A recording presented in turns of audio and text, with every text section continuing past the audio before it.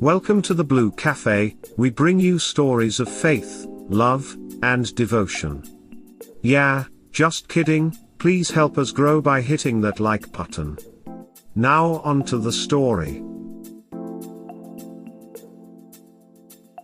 PWBPD and social media, BPD behaviors and traits. Anyone else's PWBPD have an obsession with social media? Mine was always on FB. Something we fought about often. She did what I called doom scrolling. Would just spend hours looking at all the horrible things happening around the world and putting herself in a horrible mood because of it. It was like she just wanted to keep herself down. Of course, I also found out later that is how she was messaging with the guy she cheated on me with. I wonder if there are any studies on social media and its effects on PWBPD. Hyper-sexuality when married? Question from a husband with a recently diagnosed bipolar 2 wife. She got diagnosed because I found out she was planning on cheating. She is also diagnosed with BPD. This then led to me finding out she had cheated on me several times throughout our 15-year marriage with the same guy. Sparing the whole story, I now know the bipolar hypermanic hypersexuality kicked it all off and the BPD kept it going. He became a fixated person for her and she started mirroring him. This was unfortunate since he was a completely porn-addicted loser. She is now on treatment and doing a lot of therapy. My question is, when does hypersexuality hit? Can the significant other ever be enough? My sex drive is very high pretty much all the time, and now that I know and she knows why it's happening, she has been coming to me first in these times. But it's only been like 6 months. I know I might be asking this wrong as I am new to learning about all this. But basically I just want to know if it is possible for me to always fulfill the desire, or is it ever that the desire needs to be filled by someone else? Open to reconcile but mixed signals making the decision harder. The somewhat short story because the entire story is way too long. I have been with my WS for 26 years. Dated for 11, married for 15 as of this week. We have 2 kids together, one almost a teenager, the other 9. D-Day 1 was 4 months ago. I found messages between her and AF planning where to meet while she was visiting her sister. This opened up an enormous Pandora's box of an affair that occurred 10 years ago where they met 6 times, as well as lots of sexting, pictures, videos, etc. This all happened while our first child was about 2 and we were attempting to get pregnant with our second child. Contact had been kept sporadically throughout the years after 2013, but nothing physical since 2013. She has completely lied throughout this 4-month process about details while maintaining that she will do anything to stay in this family and show me she can be faithful and honest for the rest of our lives. I am all she has ever wanted. Minus a couple things she disclosed on her own. All actual details were found by me or by talking with the AP. And there was a lot to find. She still had FB messages, emails, pictures, videos from 10 years ago. Unbelievably. The details are awful, callous, and really hard to discuss. While I am learning all of this, she starts going to a therapist and sees a psychic because she says she truly cannot comprehend or even imagine the things she has done and why. She is then diagnosed with bipolar 2, borderline personality disorder, PTSD, depression, and an unspecified anxiety disorder. We knew she had some depression and anxiety but none of the rest. Fast forward to a few weeks ago and she tells me some of the absolutely awful sexual and abusive trauma that she endured starting as young as 6. She had never told any of these things to anyone. The only person who might have known was her mom, who committed suicide a few years before this affair started. Because of all of this trauma, she has probably had the BPD her whole life. The psych says the bipolar was probably brought on during her first pregnancy. She begins to see a therapist and starts going to an outpatient group session 3 days a week for 3 hours a session. We start seeing a couples therapist and I start seeing my own therapist as well. I ended up losing my job because I just started and obviously was not performing up to expectations through all of this. At that point, since I can now concentrate on the kids, she checks into an inpatient facility. While she's there I find more evidence and she eventually sends me a coming clean email. In that email she discloses that while on a vacation with a friend in Colorado she met a guy who bought her a shot at a bar and they shared Instagrams and she told him she might be back to Colorado soon. But that was it, nothing more. I immediately begin searching and this brings on D-Day 2. About 2 months after the first. I get the guy's number and immediately text him. I tell him she's in an inpatient mental facility and we need help figuring out what she has done to help her get better. He sends me screenshots of every message they had and tells me she talked about her kids but told him she was divorced. There was nothing physical but she was clearly infatuated and turning this guy into a new fixated person, which is a borderline thing. She was planning 2 trips to Colorado using her sister and nieces as cover after she talked to this guy for an hour. And he wasn't even that into her. As soon as she got out of the inpatient facility she went back into another 9-hour-a-week outpatient program and is now seeing her personal therapist 2 times a week. We lost our couples counselor and have yet to find another one. We have been told by one that we are not ready for couples counseling and refused. I am a very empathetic person and can understand how the awful trauma and diagnosis she did not know she had all played into what she has done. But I also know cheating is still a choice made easier by her conditions, but a choice nonetheless. She admits that too. I don't want to put my kids through a divorce at these ages. I love her, but I also now understand I love someone she has not been for over a decade. The good I see is this. She is sticking with the therapy and trying really hard to change. She says she will never stop going to therapy and taking her meds. She says she never understood what was wrong with her and now that she knows about the bipolar and BPD she can recognize the triggers. She admits that everything was her fault, which apparently not something many BPD and BP sufferers can do. She admits and says she understands now that she projected all her faults onto me to make it justifiable, apparently a very common BPD tactic and another thing that usually is not admitted by BPD and BP sufferers. I have access to everything, phone, work emails, browser history, etc. She is even willing to get rid of a smartphone if I want her to and just get an old flip phone or something with limited capabilities. She is taking her new meds consistently, which has shown a major improvement in her mood swings. She has deleted all social media completely and cut ties with APs as well as friends of hers that I now know are also cheaters, and basically became a support group for her to normalize in her brain what she has done. The bad I see. She has been unable to be completely honest with me. She says the lying about the details is because she really can't believe what she has done, and apparently the BP manic phases and BPD splitting and dissociation makes it feel not real to her. She has written 2 disclosure letters so far, but both contained lies I found that just opened up worse details. She is now writing a 3rd that she insists is completely truthful. We will see. Apparently she is about 12 pages in and hasn't even gotten to the most recent stuff. I don't know if I will ever be able to get over the amount of things that have happened over the last 10 years. I know no one can tell me to stay or go, but I am just interested in any thoughts from anyone with experience. The decision is mine in the end and needs to be based off of what is best for me and the kids. At the moment I don't see any great choices for me.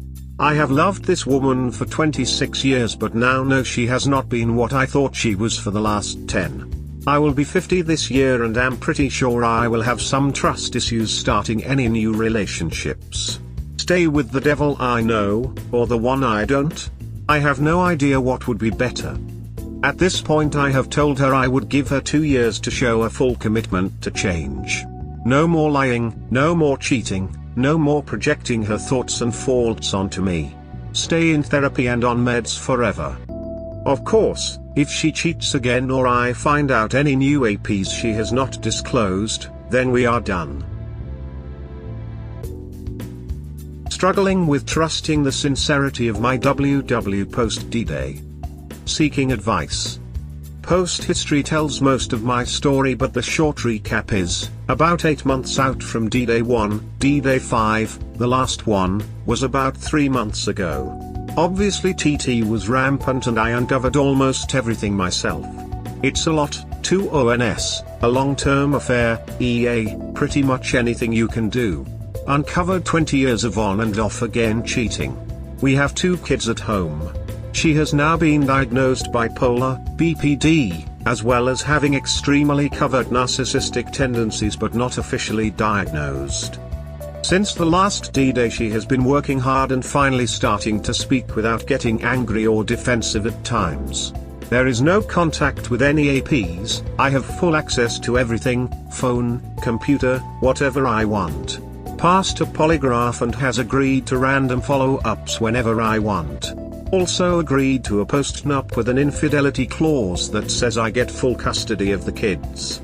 She has completed inpatient and outpatient programs and is currently doing EMDR and DBT as well as being medicated for the first time in her life for her conditions.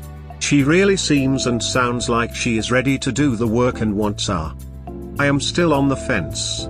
I am empathetic to her trauma and not understanding why she felt the way she felt without knowing she was bipolar or had these personality disorders.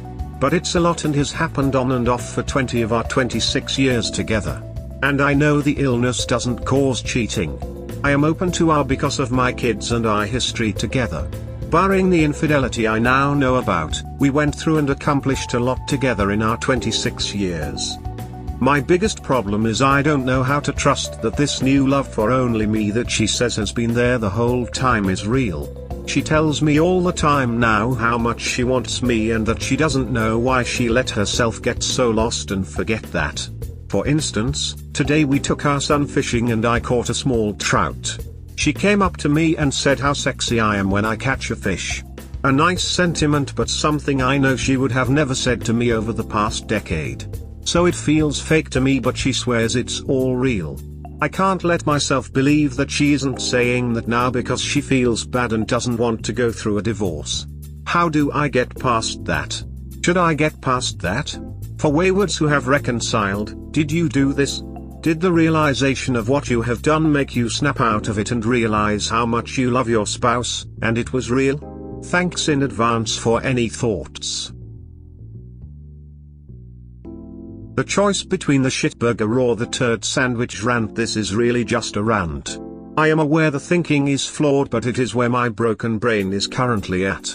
I hate that my wife has abandoned our family the entire time we have been a family and now I have no good choices for the rest of my life. The shitburger, I divorce her. I hopefully someday find someone else that can actually love me and has the ability to not hurt me over and over again and I can build trust with. I'm sure this will be harder than I think now that I know my wife has lied to me for 20 years and I thought she loved me. Also, I know I loved her and I'm not over that yet. It means I have to lose 50% of my time with my kids. The kids I love more than anything and have dedicated my life to protecting and providing for them. I lose 50% of my time with them because she never even tried to keep their world safe their entire lives. The turd sandwich, I'm staying with her. I already know I will never be able to fully trust her. I will constantly be worried if she's having some sort of BPD episode or if she's splitting me. I will constantly be worried she is going manic or she stopped taking her meds for her bipolar. I have 1,000 triggers with her now since the infidelity I now know of has spanned 20 years. The huge bonus. I get to see my kids every day. I feel like a hostage and I hate it. The only way I feel like I can even do the turd sandwich is if I pretend I don't have a choice. It's like I'm now on Gilligan's Island.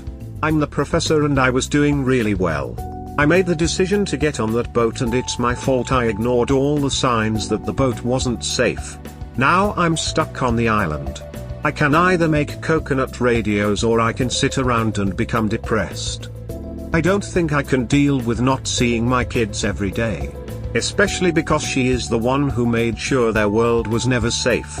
So maybe if I just pretend I have no choice, because there is no way off the island, I can do it. Both choices suck. I stayed with the kids. It was hugely painful, but I loved raising them every day. And I love the men they have become. Made it worth it. Couldn't and still can't imagine letting another man raise my kids, even if it was just half the time. Did you ever get over the betrayal? Was life manageable with your spouse? Have they cheated again? Thank you for your input. We have had a great life. But I never fully recovered. And to this day I have bouts of doubt. I thought I would leave when the kids got to college, but I never did. Do I regret staying? No. But it is not easy and it is a compromise. Once you learn they don't love you like you love them, it is a bitter pill to swallow. And can't be ignored. No matter how hard they try. And to my knowledge, they did not cheat again. I feel the pain of your dilemma because I went through the same thing. In the end, I realized I couldn't stay because I was getting triggered all the time, my mental health was seriously deteriorating, and my wounds were not healing because being with her just kept reopening them. Yes, the turd sandwich sucks because I don't get to enjoy my son full time or have that ideal family I was hoping for. But at least now I get to heal away from her and be more able to deal with myself, my son, and my entire life from a more stable place. That, and I now have the possibility to find someone that can actually give me what I wanted from her at some point in the future. Yay, it sucks that other men will have access to my son. But that's not really my problem unless it becomes one. I'm better off without her, that's the biggest thing. And staying would have been just out of fear and insecurity, and that would not have been good for anybody. My wife is bipolar, having been diagnosed for decades.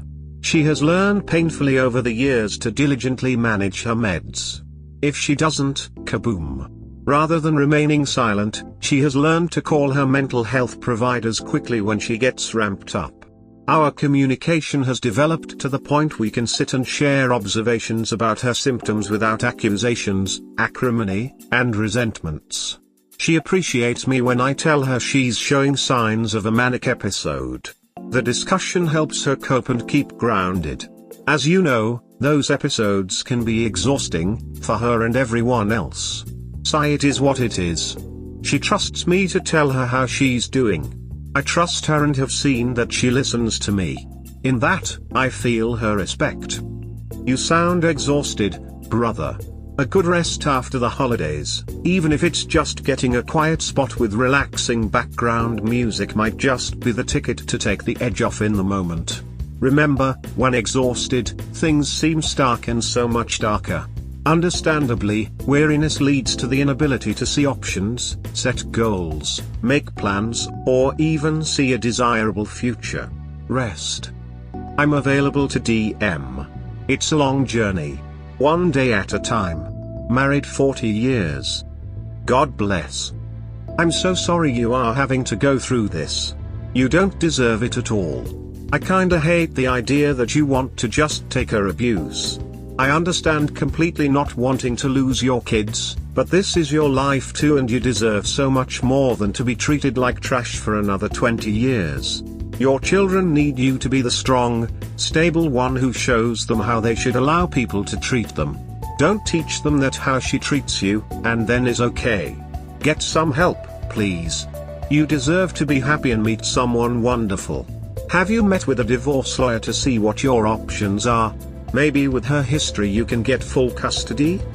I have. I'm in CA and it's a no-fault state. I'll never get full custody. I don't want to be weak either, and am scared to death of my kids thinking that. She has agreed to random polygraphs. She says I can have a lifetime hall pass if I want it. She will sign a post-nup that says she doesn't get the house in any case that we get divorced, and has an infidelity clause stating I get 100% custody if she cheats again. Sadly but honestly, I think that is my best bet on getting full custody. Story 2. When night falls, the pain of being alone starts to creep in. Progress. I posted last night and I think it's a theme of mine, though my situation is a tough one since she is still on her little vacation in another state. Waiting for her return is traumatizing. Gets way more difficult when it gets darker. You get restless. Loneliness creeps back in the room. Knowing you were with someone for 13 years and now knowing you will be alone during every night is crazy difficult. No contact with someone you once cared about. I have my kitties, but doing this alone is hard. But I got some tips for sleep tonight and I'm gonna flip my thoughts around. Little by little. The anticipation of her return is making my family sick, and this has affected more lives than my ex can even comprehend. You don't just cheat on your spouse, you destroy others' lives as well who were connected. Found this sub and found it very useful as I am not alone, which helps, but I may need some advice on sleep. Advice. Hey everyone. Woke up after only 4 hours of sleep and needed some advice to help me redirect my thoughts so I can get the sleep I need to function throughout the next day. Wife is currently in another state cheating on me. I allowed her to go after she gaslit me into believing nothing was happening, but I just had a gut feeling. Now after a couple more days of not speaking, and I know she deep down has other plans and does not care about me. 13 years down the drain. House. 3 cats. Much of her late grandmother's belongings in the house. Still does not care about any of it. Thank God we have no kids. I suspect there were more men she was fooling around with over the years. Keeps me astir. Need advice on how to redirect my thoughts to get back to sleep. Can't sleep in our old bed. In another room that I prepared to sleep in as the divorce gets started. Thanks, and I really appreciate it. Edit, just wanted to let you all know a little backstory to help understand the situation. Might be more common than I thought. Last year she went to a friend's wedding in another state and felt accepted by her friend's husband's family. Even though I have always accepted her flaws, and there were a lot. This past summer, the mother of the friend's husband invited her to come over again to her daughter's wedding, which she did.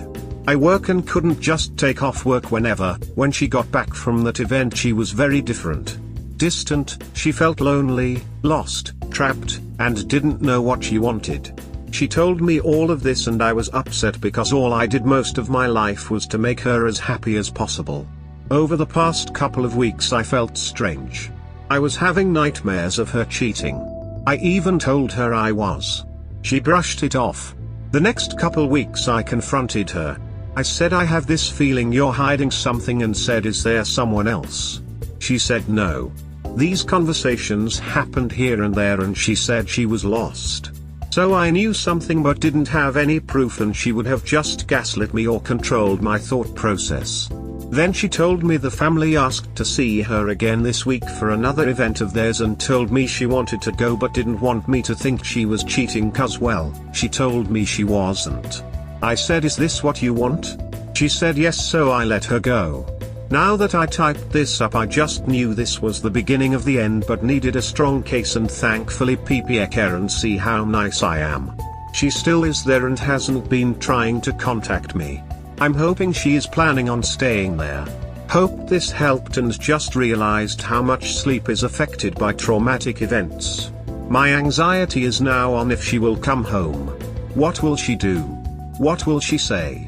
And I just don't wanna deal with it. Thanks again, and this is helping me a lot. Spent the day reflecting and accepting. Reflections and journaling. I had to ask off for work to figure out my situation and gather myself for the next few days for when my unfaithful wife comes back home from her trip. I just now realized after reviewing past discussions and actions that she really doesn't love me anymore, and I think she felt that way for a couple months now. She was controlling and then all of a sudden wanted me to do things that would sometimes bug her, like play a video game or go out to a happy hour with a friend. Seems odd, but I do what I always do and do what she suggests. It's been 2.5 days since I found out and confronted her about the cheating and told her I don't want to see her back home. I kinda hope she just stays there or is figuring out a place to live honestly. I don't want her back home. That's all I have. Job, cats and home. Since then, it has been silent. And I know why. She doesn't love me anymore and I'm accepting that now. These support groups are very beneficial to those that are struggling alone in isolation due to the nature of the relationship they just had. This just happened this week for me, and today I'm forgiving myself for all the years I tried to make her happy. I am hoping, since she doesn't love me or care about me, that this process will go smoother, since she knows she was in the wrong and told me so. She said sorry many times and knows I'm a good person, and she knows that she did this. Hoping that's a good thing, but she is someone trying to figure out why she is such a narcissist. Just mean, and I know she doesn't want to be, but she is just throwing everything she has ever known and had away because she felt trapped and lost. Well, I thought about it and I'm glad she hasn't reached out to me. I'm anxious to see what happens if she does come back, but I'm ready. I now have more confidence and self-respect. This was a lot of writing, and now realizing I could have put this in my journal, but there is something gratifying knowing others heal from words and experiences like mine. Glad I found support. Finally got a good sleep last night. Soon-to-be ex-in-laws reached out today. Rant. Got 7 hours last night. Just knowing people cared and knowing I did nothing wrong is helping. It's making me stronger. Tomorrow is when she gets back from another state. I'm nervous and still haven't spoken to my soon-to-be ex in 4 days. Instead, her parents reached out and asked how I was doing. I felt some sort of relief when her parents reached out to me. They care and are concerned. We talked on the phone and I told them everything that has led up to this. They understood and were very accepting. They are upset with their daughter, who they know is mean, manipulative, and selfish. We cried and talked about how we all knew how lost and stupid she is right now. They said they loved me and really felt sorry for what she had done. I told them I didn't want her in the house with me, and they totally understood that. They said I am doing the right thing. Makes me wonder what side they are on. I don't know if they talked to her after we hung up. I wish I could know more, damn it. I don't want to reach out to her. Why should I? She is the one that ruined everything. Makes me think she has a plan, but this uncertainty is making me anxious. All I want to know is if she really is coming back. How is she going to react? And if she will actually leave when I tell her to.